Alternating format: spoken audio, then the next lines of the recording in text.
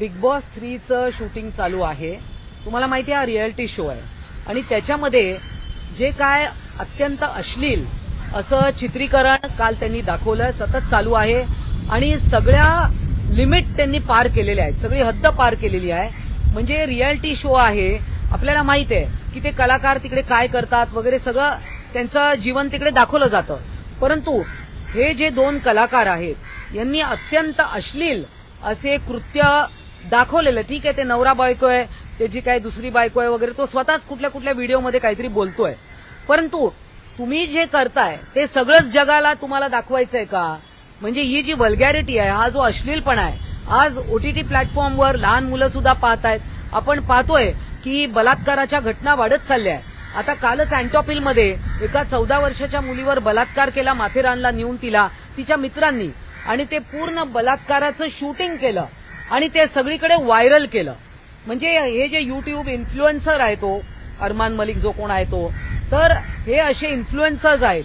हे कोवळ्या मनावर त्यांचं बोललेलं, त्यांचं कृत्य केलेलं हे लोकांच्या मनावर इन्फ्लुएन्स करतं. त्याचा परिणाम होतो, त्याचा पगडा जे त्यांना फॉलो करतात ते सगळं पाहत असतात, त्याचं अनुकरण करतात. आज आपण पाहतोय की बलात्कार होत आहेत, त्याचं चित्रीकरण करायला लागली आहेत आणि हे अत्यंत वाईट आहे. आणि तो स्वतःला हिंदू म्हणवतो, दुसरी बायको आहे काय, आता ते पर्सनल विषय अनेक आहेत त्याच्यामध्ये. परंतु हे अशा पद्धतीचं जे काय दाखवलं जात आहे, ओटीटी प्लॅटफॉर्म्सला सेन्सॉरशिप आणावी, हे आम्ही पुढच्या आठवड्यात आम्ही नवी दिल्लीला जाणार आहोत आणि इन्फॉर्मेशन अँड ब्रॉडकास्टिंग मिनिस्टरला भेटणार आहोत. आम्ही माननीय सीपी साहेब विवेक फणसळकरजी यांना आता भेटलो आणि त्यांना निवेदन आम्ही दिलेलं आहे की हे तुम्ही त्वरित त्यांचं शूटिंग बंद करा. त्यांचं जे सीईओ आहेत या शोचे, जे कोण करते धरते आहेत, यांना अरेस्ट करा आणि यांच्यावर गुन्हा दाखल करा. सायबर क्राईमच्या अंडर, वल्गॅरिटीच्या under, public display of vulgarity, वेगवेगळे कायदे आहेत, ते पोलिसांना माहिती आहे आणि त्यांनी आम्हाला आश्वासन दिलंय की याच्यावर ते पूर्णपणे त्याच्यावर ऍक्शन घेतील, त्याच्यावर पूर्ण एक्झामिन करतील. या शोचे कंटेंट्स अजून पण काय काय ते एक्झामिन करतील. हिंदी में आपसे जानना चाहेंगे कि अब आपने मुंबई सीपी से जाकर मुलाकात की है, ये मामला क्या था और इसमें सीपी ने क्या कहा आपसे?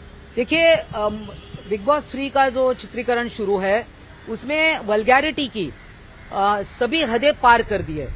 और ये जो यूट्यूब इन्फ्लुएंसर है अरमान मलिक, जिसका नाम है, कभी अपना नाम, एक वीडियो मैंने देखा कि कभी वो अपना नाम संदीप भी बताता है, तो ये इन्फ्लुएंसर है. आप देखते हैं कि रेप की घटनाएं तो हो रही है, मगर उसका चित्रीकरण करके वायरल करना ये भी हो रहा है. परसों ही एंटोपिल में एक व्यक्ति को अरेस्ट किया है. एक 14 साल की अपनी एक दोस्त को वो माथेरान लेके गया और पूरा रेप का चित्रीकरण भी किया है.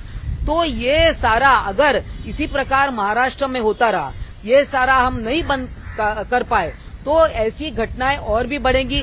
कल सामान्य पब्लिक, अब ये यूट्यूब इन्फ्लुएंसर अपना जो कुछ भी कृत्य है वो दिखा रहे, वो अपने वाइफ के साथ है, पहली है, दूसरी, what ever it is, but ये अगर ये public display of vulgarity, cyber crime, क्योंकि व्हाट्सएप, इंस्टाग्राम, फेसबुक पर अगर ये कल को चला गया, जा भी रहा होगा, जैसे हमको आया तो और भी कितने लोगों को व्हाट्सएप पे गया होगा, तो ये सरासर गलत है. इस शो को बंद करना चाहिए, इन पे गुनाह दाखिल होना चाहिए और ये जो सीईओ है उस शो के, उनके ऊपर भी गुनाह दाखिल होना चाहिए और त्वरित शिवसेना इसमें बिल्कुल हम चुप नहीं बैठेंगी. ये कोई हम मॉरल पुलिसिंग नहीं करना चाहते, मगर हमारी ये संस्कृति है क्या देश की. हम कोई भी व्यक्ति अपने बिस्तर पर क्या कर रहा है, ये लोगों को दिखाने की ये कौन सा शौक है, ये कौन सा शौक है. क्योंकि ये बिग बॉस है, ये रियलिटी शो है, it's not a film shooting, ये रियलिटी शो है. तो ये सारी बातें जो है बहुत गंभीर है. इसमें समाज में जो वल्गैरिटी बढ़ रही, क्राइम बढ़ रहा है, हमें चिंता है कि नाबालिग लड़कियों पर भी जो क्राइम बढ़ रहा है, जो मिसिंग गर्ल्स की कंप्लेंट्स हो रही है दिन ब दिन, तो ये महाराष्ट्र के लिए एक बहुत बड़ा चैलेंज है, देश के लिए चैलेंज है और इसे कहीं न कहीं किसी ने तो आवाज उठानी चाहिए, इसलिए हमने आवाज उठाई. आप सत्ताधारी पक्ष से है, आप सत्ताधारी पक्ष से है, आप ही कह रहे हैं कि महिलाओं पर अत्याचार हो रहा है. इस प्रकार के बयानबाजी से आपको सही में लगता है कि सही में अभी महाराष्ट्र में उतना शासन नहीं रहा है? देखिए, इसमें ऐसा है कि ये साइबर एक अलग विषय है। जैसा हमारे डीसीएम और गृह मंत्री है, उन्होंने भी मिसिंग गर्ल्स के बारे में बहुत एक्शन जोरदार शुरू की है और कायदे कानून भी अभी बहुत सख्त हो गए। अभी केंद्र सरकार ने भी 3 नए कानून लाए हैं, तो ये सारा है। मगर ये जो इन्फ्लुएंसर्स है और जो ओटीटी चैनल पर आज कोई सेंसरशिप नहीं है, इसके बारे में बहुत गंभीरता से सोचना चाहिए। जैसे बाकी हाँ, और हमें पूरा विश्वास है, मैंने माननीय मुख्यमंत्री जी को भी इस बात से अवगत किया है। आज हम अगर मौका मिला तो डीसीएम से भी मिलेंगे, उनको भी इन सब बातों से अवगत करेंगे, क्योंकि बहुत संवेदनशील हमारी सरकार है, हमें सरकार विश्वास है, पुलिस पर भी है। मगर ये बातें लोगों तक भी जानी चाहिए कि किस प्रकार it should be a public outcry. ये सिर्फ शिवसेना का मुद्दा नहीं है, ये पब्लिक आउटक्राई होना चाहिए। इस पर पब्लिक ने भी इस पर जोरदार आक्षेप खड़ा करना चाहिए। कल को पब्लिक भी जाकर इस सब को बंद कर सकती है। एक आखिरी सवाल, ये अरमान मलिक है, उनकी पत्नी जो पहली पत्नी है, उन्होंने कहा है कि ये ओटीटी प्लेटफॉर्म ने एडिट करके दिखाया, क्योंकि उन्होंने ये स्टूडियो पहले देखा हुआ था। तो इस पर आपका क्या कहना है? देखिए, वो क्या कहती है उससे मुझे कोई ताल्लुक नहीं है। इन्वेस्टिगेशन होगा, पूछताछ होगी, पूरी जानकारी हमें आश्वासन दिया, हमें पूरा विश्वास है मुंबई पुलिस कमिश्नर पर और सारी यंत्रणा पर।